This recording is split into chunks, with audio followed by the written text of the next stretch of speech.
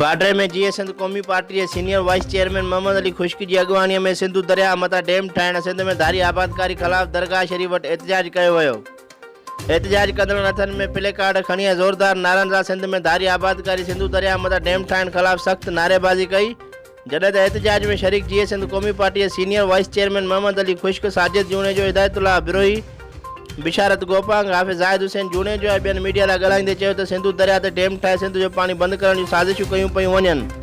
सिंध जी ज़मीन जेका 1000 एकड़ समुंड गिड़काए वियो आहे, सिंध जूं ज़मीनूं बंजर बणिजी रहियूं आहिनि। थरा ऐं कराची जे आवाम खे पीअण जो पाणी मुयसरु न थी रहियो आहे। उते वरी सिंध दुश्मन अनासर सिंधु दरिया मथां डैम अॾे पंहिंजो धरती दुश्मन पलीत इरादनि में कामयाबु थियण जो सोचे रहिया आहिनि।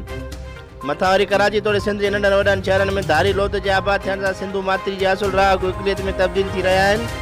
सिंधी नौजवान शहरनि में रोज़गार की ॻोल्हा कंदे भटकी रहिया आहिनि, जंहिंजो चिटो मिसाल हैदराबाद ऐं कराची में प्राइवेट तोड़े सरकारी नौकरियुनि जे उहिदनि ते धारिया फ़ाइज़ आहिनि।